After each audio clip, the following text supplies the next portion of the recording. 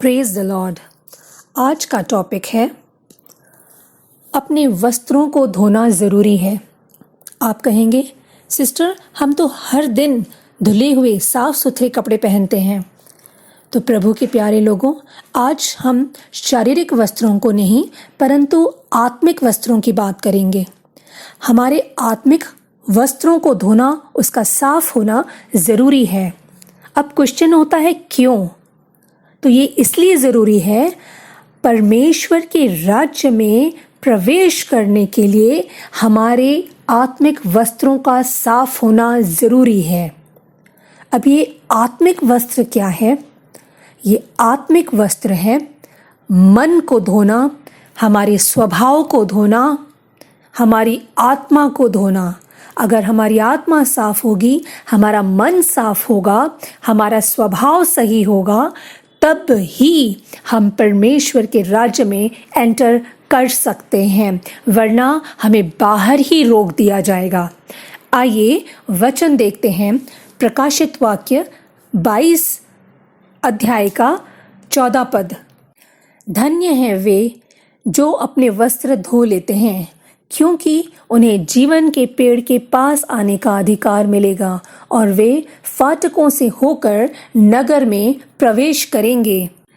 हाँ प्रियो, जिनके वस्त्र धुले हुए होंगे, जिनके वस्त्र साफ होंगे, सिर्फ उन्हें ही जीवन के पेड़ के पास आने का अधिकार मिलेगा, यानी वही जीवन का फल पाएंगे और सिर्फ वही फाटकों से होकर नगर में प्रवेश करेंगे। और जिनके वस्त्र साफ नहीं होंगे, धुले हुए नहीं होंगे, उनको अंदर प्रवेश ही नहीं मिलेगा। और जो प्रवेश करेंगे वो परमेश्वर के सामने होंगे। ये प्रकाशित वाक्य के 7 अध्याय के 14, 15 और 16 पद में भी लिखा हुआ है कि इन्होंने अपने अपने वस्त्र मेमने के लहू में धोकर श्वेत किए हैं। यानी हमें अपने वस्त्र कैसे धोने हैं, कैसे साफ करने हैं? मेमने के लहू में धोकर साफ करने हैं। और इसी कारण वे परमेश्वर के सिंहासन के सामने हैं। यानी अगर हमने अपने वस्त्रों को धो लिया, तब ही हम परमेश्वर के सिंहासन के सामने खड़े हो पाएंगे और उसके मंदिर में दिन रात उसकी सेवा कर पाएंगे।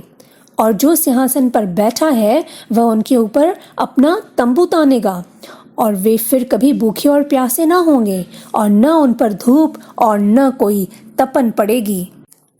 और प्रभु के लहू से और प्रभु के वचन के द्वारा हम अपने वस्त्रों को, अपनी आत्मा को साफ कर सकते हैं।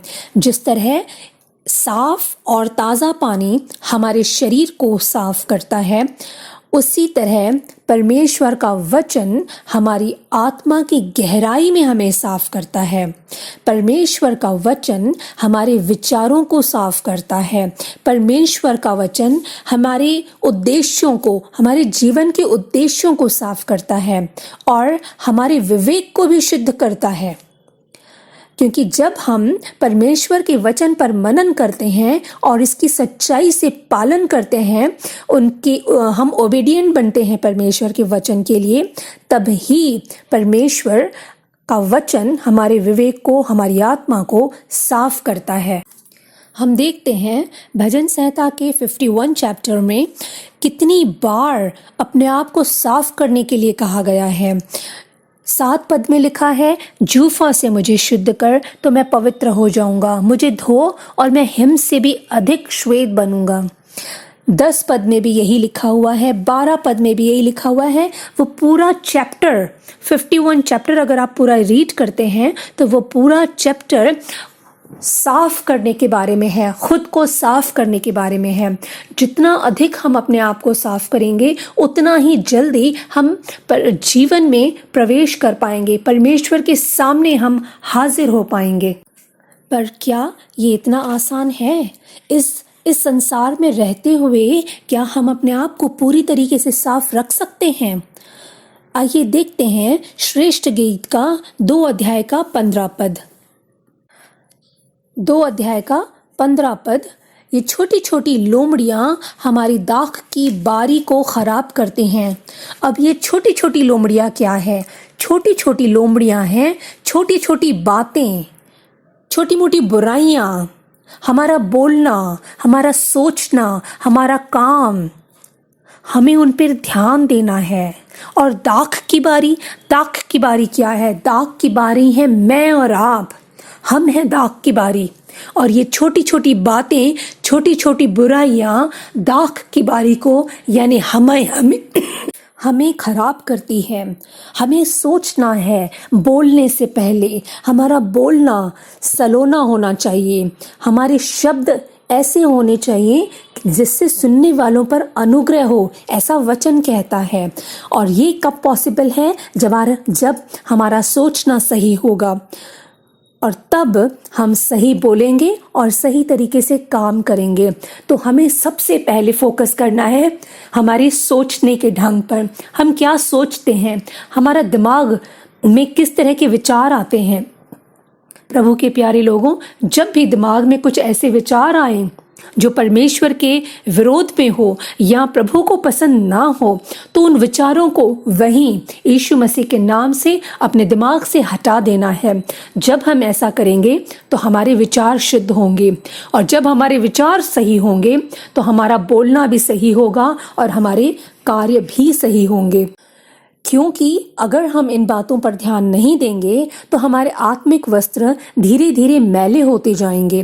और अगर आत्मिक वस्त्र मैले होंगे तो जो तेल और अभिषेक हमारे ऊपर परमेश्वर ने उंडेला है, जो पवित्र आत्मा की भरपूरी हमारे अंदर है, जो प्रभु की उपस्थिति हमारे अंदर है, वो सब धीरे धीरे कम होती जाएगी।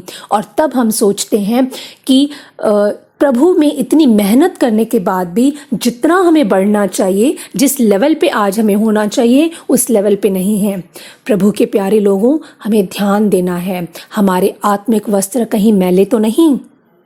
अगर हाँ, तो आज समय है उन्हें प्रभु के वचन से और प्रभु के लहू से साफ करने का और धोने के लिए। ये समय है हमें आगे बढ़ने के लिए प्रभु में। ये समय है उद्धार में बढ़ने के लिए।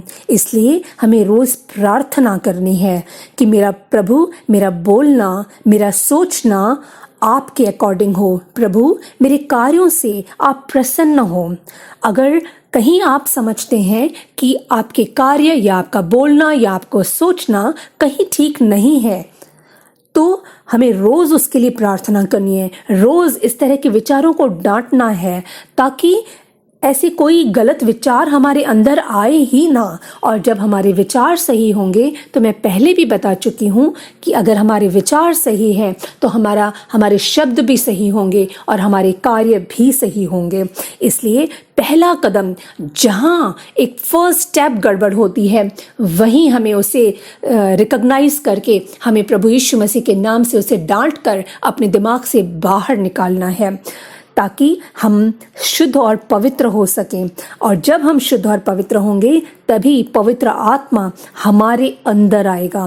पवित्र आत्मा की भरपूरी हमारे अंदर होगी और प्रभु यीशु मसीह की उपस्थिति हमारे अंदर होगी। लिखा है वचन में कि जहाँ प्रभु का आत्मा है, वहाँ स्वतंत्रता है। इसलिए हमें सिर्फ एक काम करना है, अपने आप को शुद्ध और पवित्र बनाए रखना है। हमारे आत्मिक वस्त्रों को साफ रखना है। जब हम ऐसा करते हैं तो परमेश्वर हमारे अंदर भरपूरी से आएगा। परमेश्वर को हमारे अंदर जगह चाहिए। आप एक बात सोच सकते हैं, जब गेस्ट आते हैं, जब आपके घर में कोई गेस्ट आते हैं, मेहमान आते हैं, तो क्या आपका घर गंदा रखा हुआ होता है? नहीं। आप क्या करते हैं? अपने घर को साफ करते हैं, अपने आप को तैयार करते हैं और फिर गेस्ट का वेलकम करते हैं। जब ये संसार इस तरीके से चलता है तो वो तो महान परमेश्वर है, वो पवित्र है, वो परफेक्ट है, सिद्ध परमेश्वर है। क्या उसे अपने घर को साफ रखने की ज़रूरत नहीं है? परमेश्वर का घर कौन सा है? परमेश्वर का घर है मैं, परमेश्वर का घर है आप। हम सब परमेश्वर का घर हैं। वो हमारे अंदर रहना चाहता है। क्या वो गंदे घर में आएगा? नहीं। उसे आने की इच्छा नहीं होगी। इसलिए प्रियों, हमें अपने आप को, परमेश्वर के घर को हमें साफ रखना है, उसे धोना है। अब ये कैसे? ये परमेश्वर के वचन के द्वारा और प्रभु यीशु मसीह के लहू के द्वारा ये पॉसिबल है। तभी परमेश्वर की उपस्थिति हमारे अंदर बढ़ती जाएगी, तभी पवित्र आत्मा की सामर्थ हमारे अंदर बढ़ती जाएगी। प्रेरितों के काम के 2nd चैप्टर के 17 और 18 वर्स में लिखा हुआ है कि अंत के दिनों में ऐसा होगा कि परमेश्वर अपना आत्मा सब मनुष्यों पर उंडेलेगा। प्रभु इंतज़ार कर रहा है कब हम अपने वस्त्रों को धोएं। जब हम अपने वस्त्रों को धोएंगे तब वो अपना आत्मा हम सब मनुष्यों पर उंडेलेगा। यस प्रियों, हमें सिर्फ एक काम करना है, अपने वस्त्रों को धोना है। आइए एक और वचन देखते हैं, यूहन्ना का 7th चैप्टर का 37 वर्स। क्या लिखा है? यदि कोई प्यासा हो तो मेरे पास आकर पिए। यदि कोई प्यासा हो, हमें प्यास ज़रूरी है। अगर किसी को प्यास नहीं लगती तो क्या आप पानी पीते हैं? फिर भी नहीं। पानी आप कब पीते हैं? जब आपको प्यास लगती है। प्यास मीन्स ऐसी प्यास, ऐसी तड़प होती है कि शब्द बाहर नहीं निकल पाता। हमें ऐसी प्यास की ज़रूरत है, ऐसी भूख हमारे अंदर चाहिए, ऐसी तड़प हमारे अंदर होनी चाहिए। क्योंकि जब हमारे अंदर ऐसी प्यास होगी तभी हम परमेश्वर के वचन को प्राप्त करने के लिए आगे बढ़ेंगे, उसे पढ़ेंगे, उस पर मनन करेंगे। हाँ प्रियों, प्रार्थना कीजिए, आप कहिए कि प्रभु मैं यहाँ हूँ, मुझे आपके वरदानों से और आपके फलों से तृप्त कीजिए। मुझे आपके जीवन में एंटर करना है। प्रभु मुझे आपके करीब आना है, आपकी उपस्थिति मेरे अंदर चाहिए। और ये कैसे पॉसिबल है?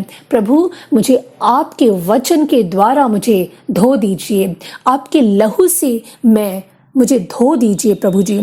जब हम साफ होएंगे तभी वो हमारे अंदर आएगा और हमारे अंदर से इतना भरपूर होगा जीवन का जल और उमड़ता हुआ होगा, तो वो उमड़ता हुआ जल हमारी बाहर तक बहेगा और जिससे हमारे अंदर से जीवन के जल की नदियां बहेंगी और उस जल से, उस जीवन के जल जो दूसरों को भी तृप्त करेगा। क्योंकि लिखा है, जो मुझ पर विश्वास करेगा उसके हृदय में से जीवन के जल की नदियां बह निकलेंगी।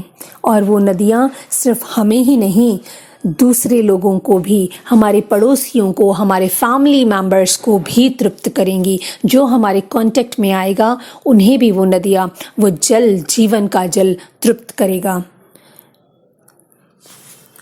प्रियों, मैं आपसे रिक्वेस्ट करती हूँ कि इस वचन के थ्रू आपको आशीष मिलती है तो आप इसे लाइक करें, चैनल को सब्सक्राइब करें, इसको शेयर करें ज़्यादा से ज़्यादा, ताकि दूसरे लोग भी आशीषित हो पाएं। और साथ में आप कमेंट भी करें।